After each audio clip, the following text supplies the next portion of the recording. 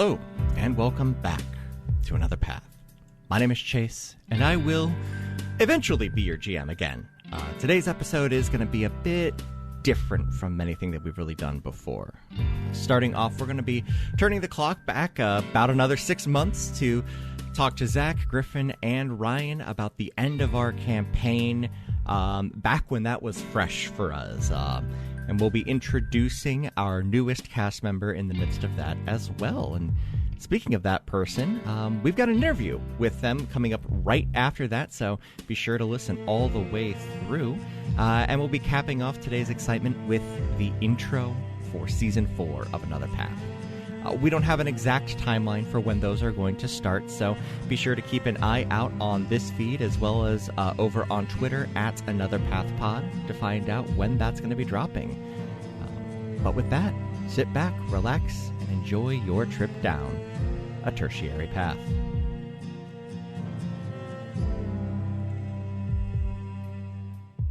So here, I want to do it this way because I feel like Chase is going to have to say a lot, so he shouldn't also have to run this. Okay. So we're here. We are still sitting at the same table. We finished recording our New Year's Day stuff a little bit ago, and I'm still on a high. Yeah. Yep. Do we want a favorite moment? Let's do some favorite moments. So this is a thing that our group does, and we've done every single recording session. It is and we've never put it in an episode, mostly because I just haven't, it hasn't felt appropriate. It hasn't felt right.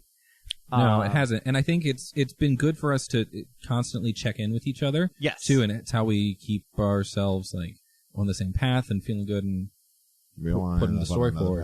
Yeah, exactly. We don't want to end up on a one. So here on this tertiary path, we should do favorite moment from. So let's do favorite moments from today, and then we can have like a favorite campaign moment. Yep. A favorite summit moment. Yeah. Oh, it's just a favorite summit. Well, let's keep it to that, and then I'm sure as we talk more and longer, we'll get into the other campaigns. Cool. Yep.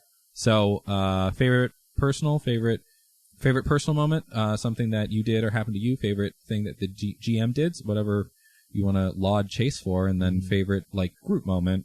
Something that we all did together that you really enjoyed or want to shout out, and then a callback from somewhere in Summit. Who wants to go first? From today, favorite personal thing. I mean, it's got to be the crown, and specifically seeing Chase get up and walk away from the microphone. I had to walk away from the microphone when he made that play. Delightful. It was very good. That was like such a. I didn't expect that to be the whole fight, but here we are. I also didn't expect that to be the whole fight, Griffin. We had 3 objectives. It was find the Magus Diamond Brain, kill the Elder Brain, and get the phylactery. We already finished the first 2, so Mordecai was like, all right, I'm getting that fucking crown. Yeah, and we're getting it, we're going. And we're using all the tricks. It was great. Well, here's the thing. I didn't expect, and I knew this was going to happen when I did it. 3 years ago now, when I gave you that nat 20. That we were going to use it to fuck you. Exactly. It's like, This is going to come back at the worst possible time, but it's fun, and I like to do things that are fun. Yeah. How dare you? How dare you use this cool thing that I gave you to fuck me? Yep. It is that exact energy, but no, I'm here for it. It was fun. What else you got, Griff? Yeah. Favorite GM thing, Vin was a big surprise. Yeah. That was a cool zag. I didn't expect that. And there are other things I could think of, but I'll leave those. I'll leave the lower hanging fruit for my fellows. Mm-hmm. Vin was a surprise I wasn't expecting. I'm glad we got some resolution there with that little bitch. Mm-hmm. Hey Vin, if you're listening, we do love you. Hey, real Vin, you're great. Hey, real Vin, you're rad. But sorry we killed you. Thank you for loaning out your name to a bad guy. Sorry, not sorry. Yeah. And favorite group thing, I mean, so much, but it has to be Zephyr saving the Zabalwark house. That was unreal. I loved my moment of oh shit. And Chase was like, you got 15 seconds. I was like, oh! I was like, all right, I'm going to break 2 walls and run through the house screaming. I was fully prepared to drop a ship on you and murder all 3 of you unceremoniously in one fell swoop. Oh, I have no doubt. Yeah. No doubt. No doubt. Yeah. And then Zack pulled the biggest, I'm going to do what's called a pro gamer move that I've ever fucking seen. And did the shatter to end all shatters. Unreal. Yeah, that was a bomb. Like, Yeah. Literally. Yes. Yeah. It was what, 335 damage? yeah, something like that. It's pretty good. And the subsequent, also GM things, the subsequent narration, that was gorgeous. Yeah. Yeah. Like, Yes, it was. yeah, that's all mine. You got a moment to pull from Summit moment. Yes, I think it was first episode of Summit proper when we're in the Crucible still, and I summon a giant octopus to help us make pancakes. Yeah. That was real good. Very good. Yes. God, that was Summit. That was Summit. That was literally the episode one of Summit. Yeah. All right, what you got, Zach? Favorite. Hello, my little chef. Favorite GM moment. I think last time we recorded, we were like, yeah, no, we've got half of the phylactery put away. That's something like we could deal with, at some other point. We definitely did say that. Yeah, we definitely said that last time we recorded. And we have said so many times, we've been like, so Chase, we're just dealing with the Mind Flayer stuff, right? Like the Lich Snore stuff, I guess we won't deal with it. And Chase has been like, yep, we'll see what happens, but that's not my plan. And then he showed up and he's like, just wait a second. And then we were like, no, fuck you. and you played fucking Magnus Burnside stealing fucking Angus McDonald's hat or whatever and just took his hat off. I just bullied him. I bullied that man out of existence. You stunted a 500-year-old lich to death. Get wrecked, idiot. Eat shit, idiot. I hit him with my signature line. Eat shit, idiot. Eat my dick and balls. No, you zagged on us real bad because it was like, I got up there and it was like, surely, we're just gonna fight this elder brain and that'll be end of it, right? We'll have a cool escape sequence on the way out of the ship. Yeah, it'll be awesome. And then Graynor was there. I was like, fucking come on. Favorite personal moment. Yeah, no, I'd been gathering between last season and this one. It was like kind of a Griffin, how you've in the past your home character Clark. You're like, there's no good end for this character. Yeah, like he's not gonna he's not gonna get like the happy ending. Like what I don't even think he deserves the happy ending. And so I've been like, Zephyr's not gonna there's not a world where he ends up getting what he wants here. And that happened in explosive fashion. Yes, it did. So no, it was very, very cool. Yeah. Favorite group moment. I mean, I think it's just, where we slot back into we're oddly very respected now. It seems like we've been that, since we went off to the peace talks and stuff. We're like fucking nobodies. We should have the ear of the archbishops of the wilds. Yeah, we get sent on that mission because of a fluke. We stumbled ass backwards into everything and somehow became very well respected. And so when we get out and it's like, big decisions are needed to be made, and it's like, why is it us? So I actually do have a reason for that. Yeah. And it is because that is that's because one of my favorite tropes, and two, because that's how fucking real life works. Yeah. There is this is a true goddamn story. Back in the early 90s when the O.J. Simpson trial was going on, somebody walked into a local correspondence branch for, I think it was Fox, and said, or maybe even it was a local news station, I think. And they said, hey, we need somebody to cover this trial. Who's available? And everybody except one dude was out for lunch. And the guy says, I'll fucking do it. Sure. Why not? This put him on the national stage. It was the first time he had gotten national coverage because he was the local guy covering it. And that got rebroadcasted to the nation, and people started to really like him. His name is fucking Tucker Carlson. Exactly. No, and it's that's his entire life. Was that back in his bow tie days? Yeah, that was back in the bow tie days. That was pre-Jon Stewart's decimation. Yeah. But That is to say, like, that's what really happens to people. Yeah. People end up in situations and they do what they can and they take advantage of it. We were in the wrong place at the right time, and then the ball didn't stop rolling. Exactly. And that's until we reached godhood. Like, really. And this is like, that's what happens. That's life. We're in the wrong place at the right time, and things happen, and we deal with them, and our reactions to them are what makes our lives. Yeah. This is not to get too like metaphysical or get long-winded or anything, but that's the reality of the situation. Yeah. So like, that's part of what I'm glad it came through that way, because that's how I wanted it to feel. Yeah.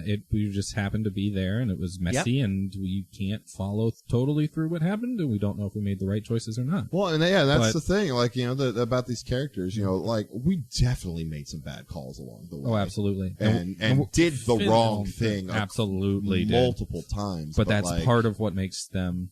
Yeah. Real. Yeah, exactly. Authentic. I was going to say human, but that doesn't quite work. Right. So, do you have any more favorite moments there, Zach? Yeah, no, just I didn't do my favorite season one either. Okay. But yeah, no, just I guess in summation, the fact that they're all sitting on a mountaintop thinking about like discussing the future of an actual country based off where they came from is just it's very cool. Handling themselves very well, like Mordecai being like, why don't we, like the idea of like giving it to the patrons and having them cycle and the other ones form the bulwark that keeps the one holding Graynor safe. Like that was a very good idea. Like, thank you. It was just a culmination that happened. Inspired by Zaff. It was awesome. And favorite, I guess, summit moment. And then I think I gotta go back to that to fucking Mentellum fight, man. I mean, that Dojo would put you in the fucking ground. But no, just across the board, like all like fucking Mord with the four seeds, like on the like staring down the horde running in, and be like, haha, find another way in, bitch. And throwing the thing down. Goodbye. It was a good fight. I listened to that episode recently. It's like, fuck, this rules. This is just nonstop action. It was just good. Like we hadn't had just like a proper like a scrap. Not even just a scrap, but like a proper like battle. Like we've been in fights, but like that was like warfare. Yeah. That was our first touch on like actual warfare. That was intense as hell. And it was awesome. It was really good. That is me. Incredible series of events. My favorite personal moment for today was having the thought of, oh shit, I can turn the place they held Amareya into Amareya's temple. Yep. That moment. I had not had that thought before it came out of my mouth, and I was like, yes. Yes. God, and there's just so much into all of that, and the Jackson wanting the leadership role, which again, until we sat down today, I wasn't going to say any of that, and that's just how this works. Sure. DM thing from today. Here, I have this dart. All right, I'm going to get a good wind up, and the pitch. Hey, what if this person is called the physician? Yeah. What if that's a funny joke, isn't it? From a Birds episode that we recorded several years ago. Yep. That I literally, I had gone back.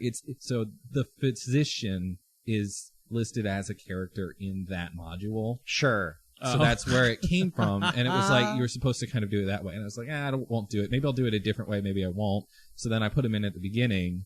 And then I was like, no, we're doing this. Because multiverse, because fun things, because references, because I think it'll work. So, hey, way to catch that dart there, Chase. I have been sitting on that since like the day after we recorded that Birds episode. I was like, okay, I need to start weaving this in immediately because it is too good. Yeah, it makes me so happy.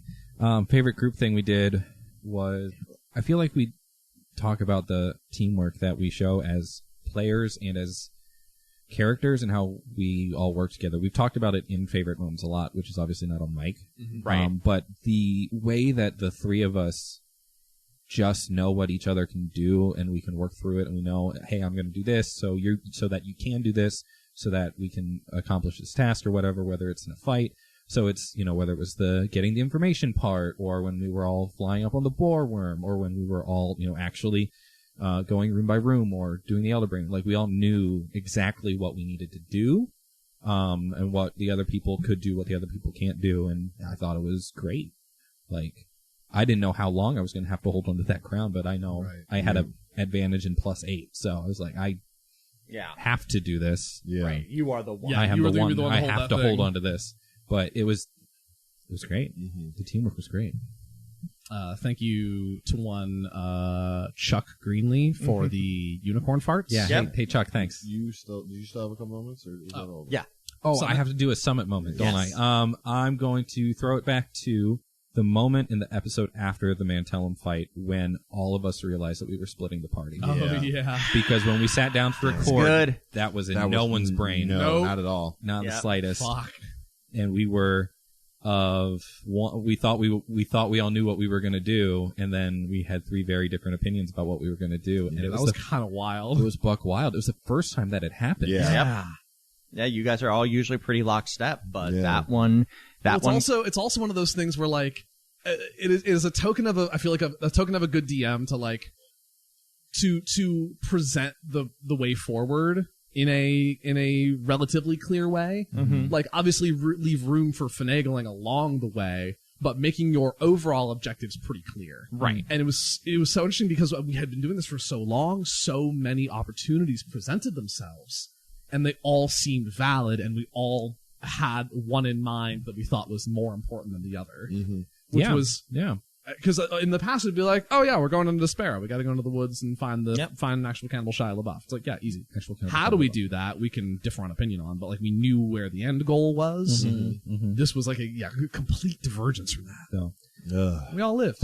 we Yeah. all lived, and those are our favorite moments. So All right. Chase, yes. do you have some favorite moments? Do you want to like? It's a little different for the DM here, Yeah. but do you have Isn't like? it weird when the players ask you? My players Yeah. did that to me Yeah. once, like Yeah. a new set of players, At and they the were end- like, "Oh, Yeah. At So the like, end of TSS, they do that to me. do you literally have every time. do you have a moment from today that you're proud? You like how it came off, or you like how we responded to it? Maybe like does something stand out? I know it's weird and hard to do that as the DM, but I was really happy with my descriptions today. I felt like that was all like, I fucking love writing Vice intros. yeah, that's pretty good.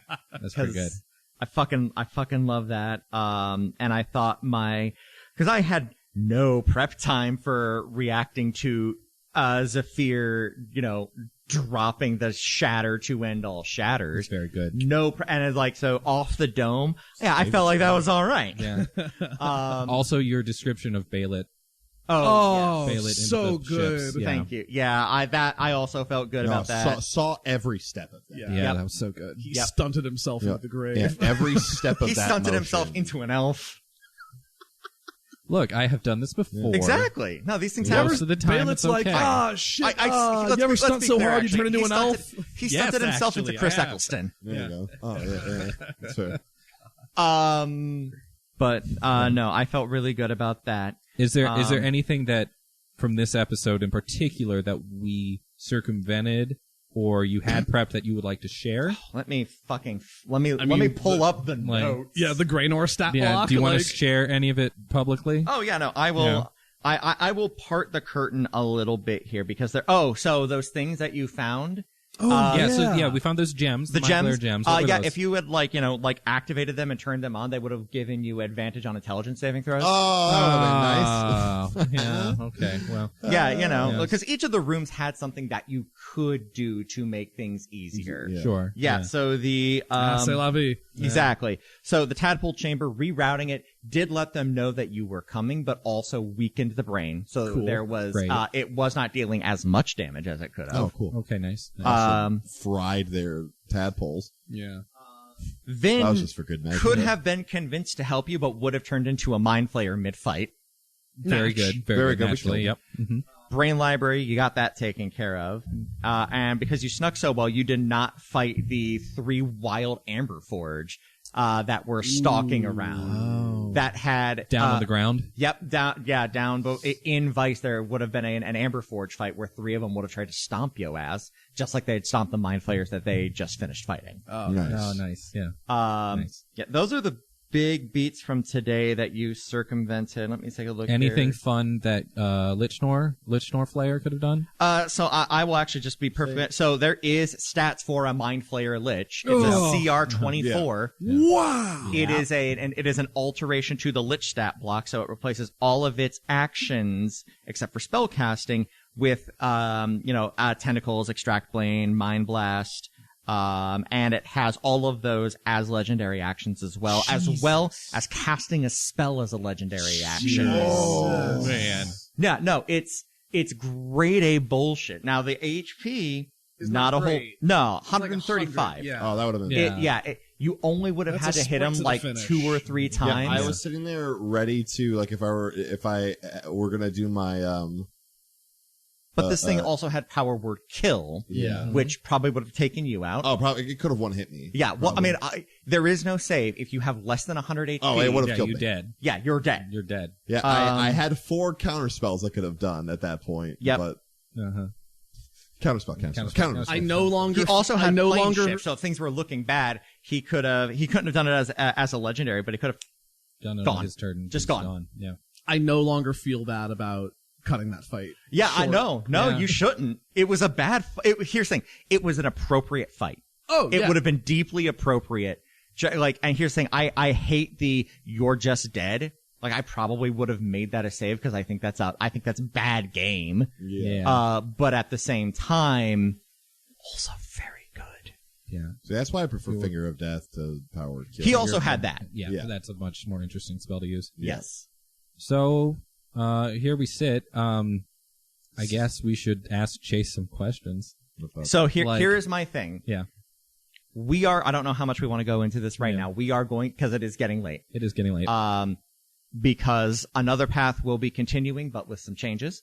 I don't know if we want to go into those changes at this moment. I mean, I'm just chief among them. I won't be in it. I guess, we're doing it. We're doing that, yeah. I mean, like, that's a pretty simple one. Just like Zack won't be here for the next season. Zack is going to be stepping away to focus a bit more on life, the universe, and these silent secrets. Oh, yes.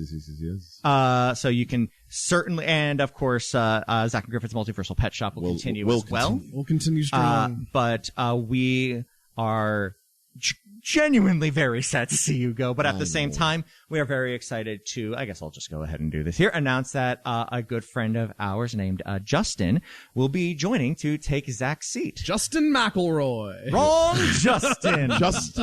Justin Trudeau. Yeah, Justin Michael, who is a good friend of ours, who is, in addition to being another theater professional, also went to school with us. Yes, he did. And is also a local to this area on top of that, though he doesn't live here anymore. That's great.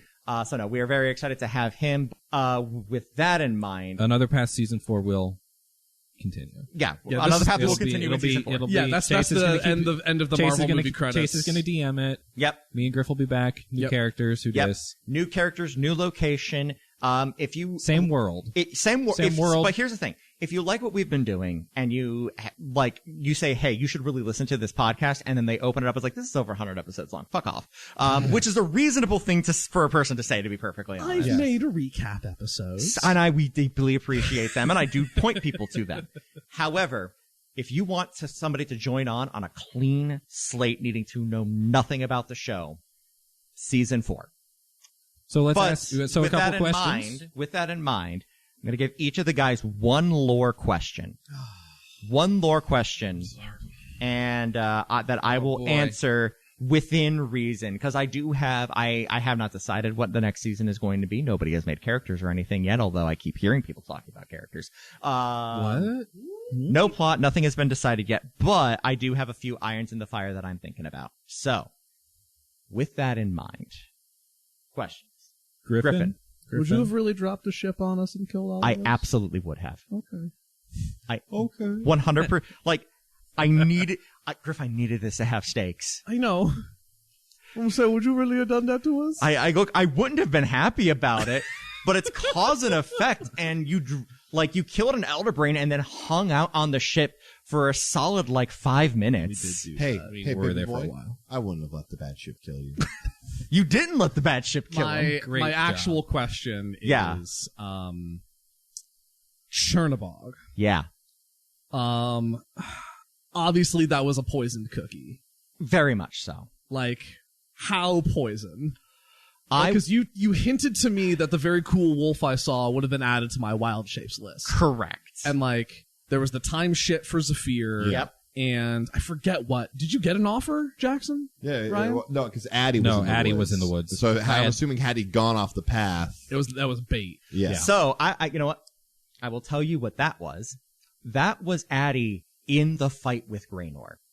You would have been able to jump into that fight for a second and deal a fuck ton of damage.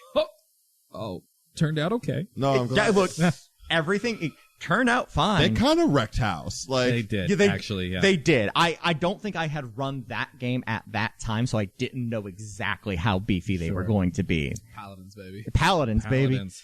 Especially against undead. Exactly. But Either way, But yeah. Chernobog, what would have been the consequences of that? Like, what would if he, what The more long-term implications of Chernobog?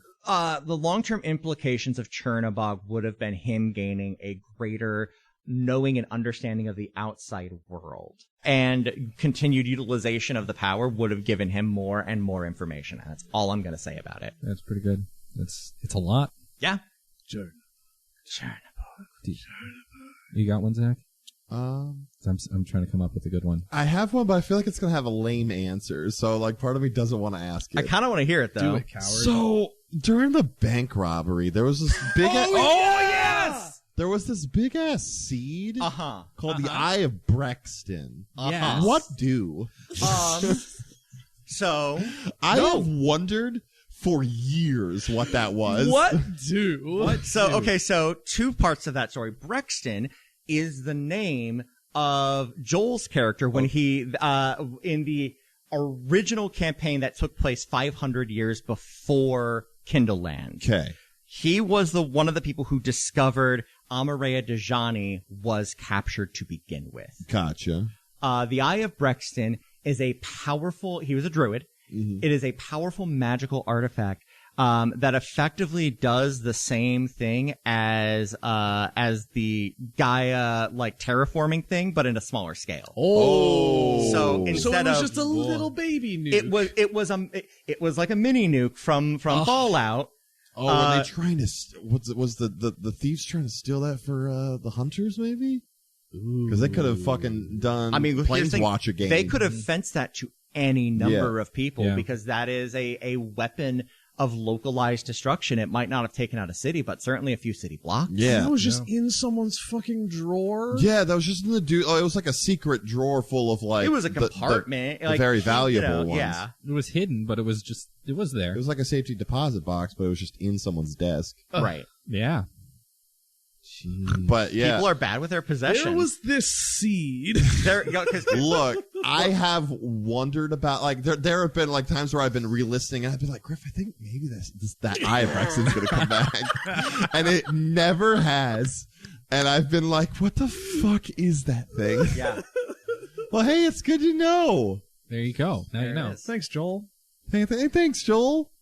Joseph. Friend and patron Joel. Joseph Payne. In episode 2, Nice. Yes. we were in the Graves estate. Yes. What was strapped to that plinth or that table? And where did it go? And where did it go? What was it? It was where just a did it big go? zombie, right? But yeah, Yeah. But we broke don't. out, But we don't then know. And never it was saw how. it again. Yeah, He left. we don't know. He left. That's it, gang. He woke up, didn't see it, bounced. Well, it's just But it killed so many things. did it get away? Like what did it do when it got away? I want to know. I want an Appa's Lost Day episode for the zombie. Because it was Robbie Graves's zombie, Yeah, Magnum right. Opus. and then it got out and it killed Robbie Graves, kind of, and turned him, and then it was all kind of weird. But then killed the scout pardon. Yeah. And then still left. The manor. So here's the thing. The manor was shut up It was closed. And then that other party came in. Big zombie fucked up all the rest of that other party. And then it left because the door was open now. Yeah. And it just kind of wandered off into the desert. Oh, okay.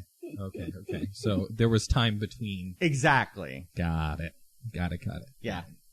All right, Griff, do you... Griff, do you have one more? Yeah, and this may have been answered in fiction. I just don't remember it. Sure. Who chained? How did Amareya get captured initially? This would have been revealed to Jackson over time, so I am happy to tell this story. Amareya Dejani was considered by the original, by his people to be the great foreman. He was always encouraging them to go farther and farther with their research. One of his disciples was like, well, what if we could, make chains to like capture anything, something super powerful? And they went forth, and Amareya, a dragon, like a god or something like that. And Amareya's like, well, if you wanted to do that, you would need god blood. Okay. I don't want to do this, but I'm kind of interested to see what's going to happen. Can we make a rock so big that God can't lift it? Exactly. Yeah. And he's like, okay, so here's the thing. In order to do that, you need actual divine power. Here is some of my blood. The chains were forged with the blood of Amareya Dejani. Oh. So when he went down one day, they just nabbed him. Woof. And that was just his people? He turned on his ass? It was a part of like a splinter faction of his people that were devout to trying to see what the ends could be. And the head of that order was Foreman Etrian Graynor. Oh. Who was dabbling in both magic and necromancy and magic and divinity, because he didn't want to die. And then he became a king for several centuries. Exactly, because he was able to just pop his soul in, whether he was popping his soul into a new body or regenerating his own. It's hard to tell at this point. Jesus. Okay, so terrible story. Hate it very much. Thank you. Yes. How that happens. Yes. How much time passes to Another Path episode 1? 500 to 700 years. Records are muddy and lost. Everyone has died. There was a massive calamity immediately following that literally shook parts of the world apart. Nice.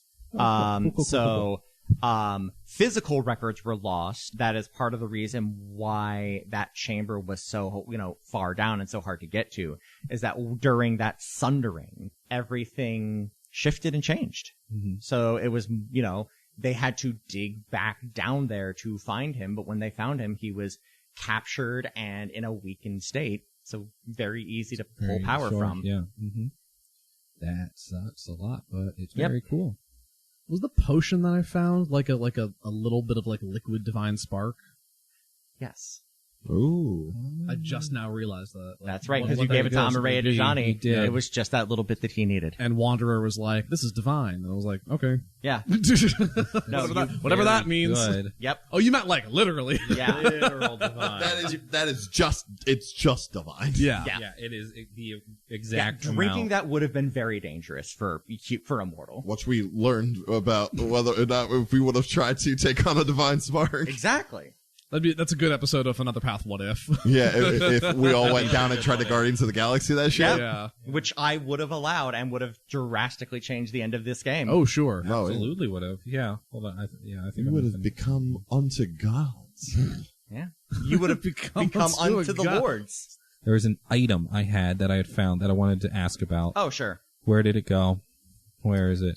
When we went to ground. Yes. And we dealt with all of that underneath. What was that bag of psychic gems? Was that connected to the Mind Flayers? It was not, but would have been very useful had you inspected them further. Okay. They were very similar to the ones that you found on the ship that were like kind of defensive. Mm-hmm.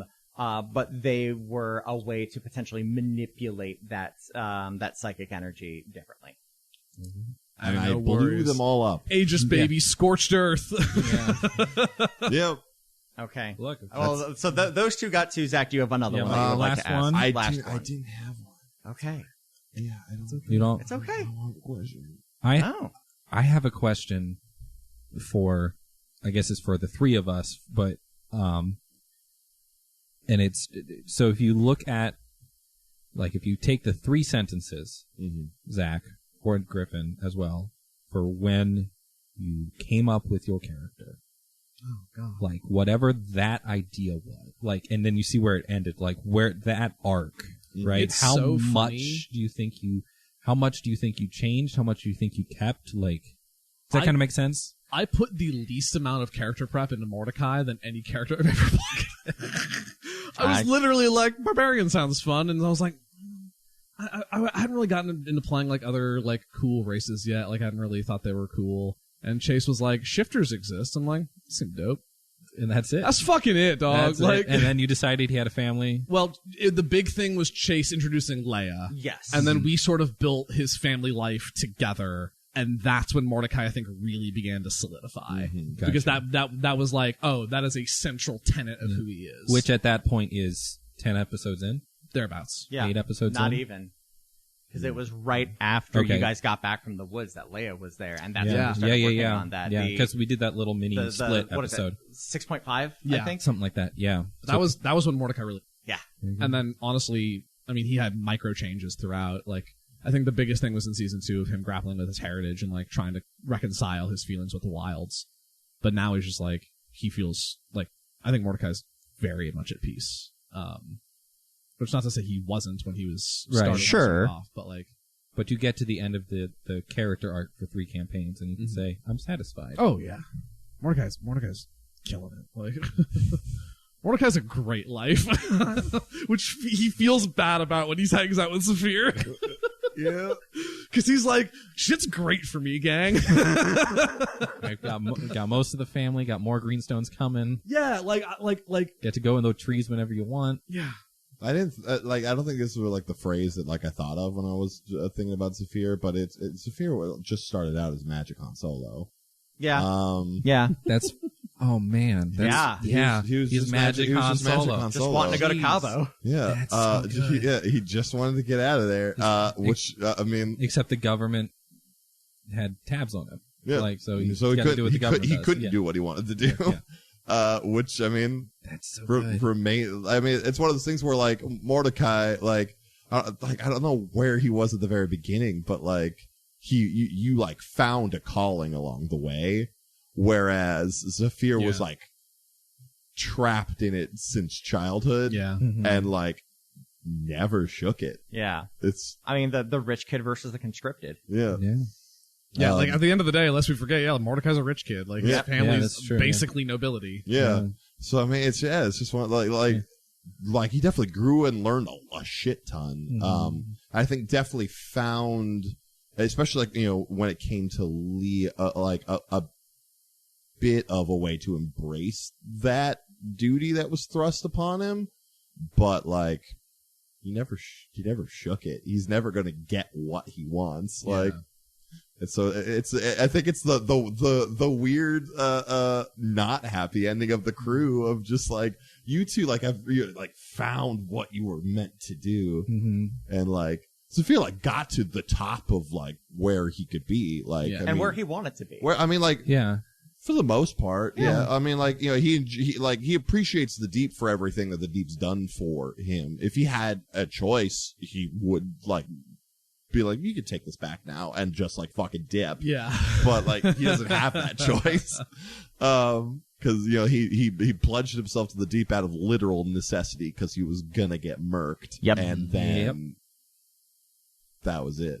So what is with what Saphir had to give up to do the super awesome things at the end there, and losing his parents' names and identities, right? Well, I mean, he knows he had parents. So what is Saphir's last name now? Still Sinistiliath. Does he know it? Yes. He doesn't. Okay. I don't think he knows Rogar or Fava. Exactly. Okay. Which is going to be sad. Or that, or his familiar and his Kyrob Strider, they just have the name Rogar and Fava. And if there's no no connection. That's what it is. well, that's somehow worse. Yeah, he knows himself. Obviously, like you were saying, like he knows that he had a dad and mom that he loved very much. But, Right. But you look at Rogar and you're like, why did I name what? it that? You're just like, that's Rogar. Like, That's there's no Rogar. That's emotional just connection to the name. It's just Yeah, like, that's my that was a good name. That's very good. Yep. So yeah, it's sad. Ryan. I love her, Jackson. Yeah, Jackson was. I think we talked about this at the beginning of an episode. Maybe it's one that Christina. It was just Christina and me, but we talked about how we only ever play the same 3 characters over and over and over, the same 3 character types, and that's just kind of how we are as people. Mm-hmm. Like, you find a thing you want to do, and you're going to play the brooding elf, or you're going to play the shiny boy, or you're going to play the magic man, or you're like, there's a couple archetypes. Like, it's strange. It's still strange to me that Griffin made it this entire time without shooting a bow and arrow. Yeah, right. Yeah, like it's never touched the stuff. Never touched the stuff, but it's the it's crazy.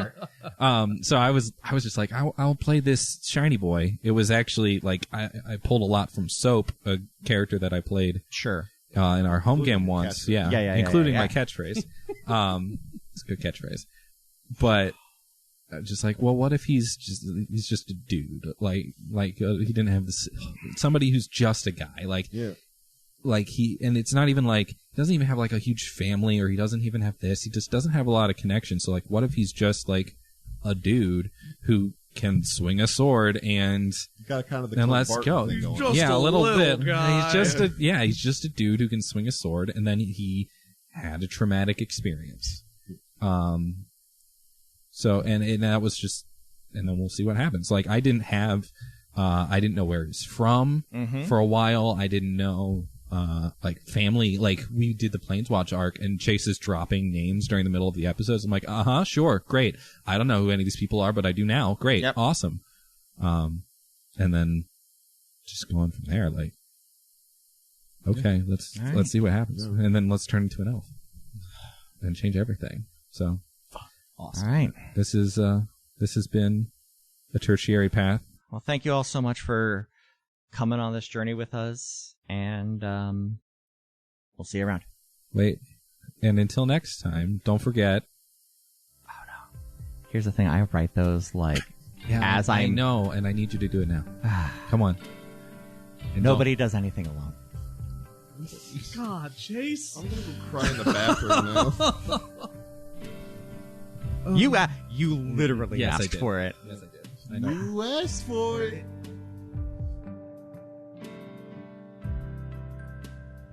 I am just over the goddamn moon to announce our new cast member, Justin Michael. Hello. Hello. Welcome, first of all. Thank you. Yeah. Why don't you tell the nice people about yourself? Well, I am Justin. I used to live near everybody else on this. Now I reside in Minnesota. So you lived near Zack while he was living out there. Yes, that too. So what is your experience with tabletop gaming?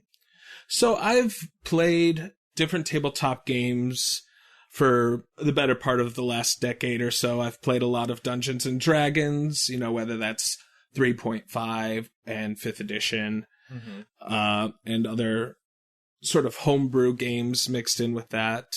But I've played in a lot of different campaigns and one-shots, so I very much enjoy tabletop gaming. I'm excited to dive into this universe, and I really enjoy role-playing and getting to dig deep into a character. Awesome. Where else may people know you from? People may know me from TikTok, if they want to check out that TikTok. If they know me from real life, they might know me from that. I've dabbled in that a bit. And you do theater out in Minnesota fairly regularly, if I'm recalling correct. I do mostly improv, but I also do some scripted theater from time to time. But Yeah, mostly improvised stuff. I perform with Comedy Sports in the Twin Cities. Comedy Sports is a national brand, so that's probably the most likely known thing. What's the TikTok handle? Oh, my TikTok is just Justin Michael. I post mostly cat videos. Yeah, your Mama Babushka videos are not to be underestimated. And I was actually looking at your TikTok page earlier today. Your video of you directing Encanto Jr. in the future is just chef's kiss, amazing. I heard that sound and I was like, I need to use it for that. There is one thing that sound is used for, and it is that, yes. Oh, no, and there was one other thing that nobody will know you from, but is the big reason I know you is our dual performance together at the Cedar Point back in the day when we were dancing bats in the parade. The sweatiest experience of my life. Marching in that parade. And it was equal parts great and awful at the same time. It was, in fact, the best of times and the worst of times. Just dancing in the 90-degree heat. In October. You hear October and you think, oh, it's a nice 50-degree day. It's going to be great. When you are in an all-black pseudo bat costume, there is no temperature that is cold enough. And it was not even cold. It was not even a 50-degree day. It was like 70, 80-degree, no wind, no clouds. On, like, theme park blacktop road. Just awful. You know, just so like good. a mile and a half stroll while dancing nonstop. To the same song over and over again. I think we got through like 5-ish rotations of that song, five repeats. Five easy. Say, I still have parts of that song. I will be going to sleep, going off to dreamland. It's the Midway Invasion celebration. We're so glad you're here. Now that's going to be stuck in my head. You've cursed me. I have cursed you. I am your DM. This is my job. The first of many curses. We're not going into character stuff yet, but we've definitely talked about that. And you are also doing some self-cursing. Yeah. I think that's fair to say. Yeah. But what's the fun of curses if you don't inflict some yourself? Exactly. My favorite pastime in D&D is talking myself into corners and then trying to get out of them. So I like to consider myself a professional bonehead. And these are the shenanigans that you, gentle listener, can look forward to in the upcoming season of Another Path, which, if I've got my shit together, you'll be hearing an intro for right about now. I remember when we were strong. Back in the days before King Tenebrae and his royal guard, and the people of Amosran took up their own arms for fun and profit. Before all that, it was just us, the Viridian Outriders. We kept the roads and trails safe and secure, with homes and forts scattered about and locales civilized and not. Time passed, and we have been replaced. And yet, I hear the rumblings and murmurs of the roads being less safe than they had been. Monsters sniffing around in smaller towns and magic acting oddly. Who knows? Maybe we'll be needed again.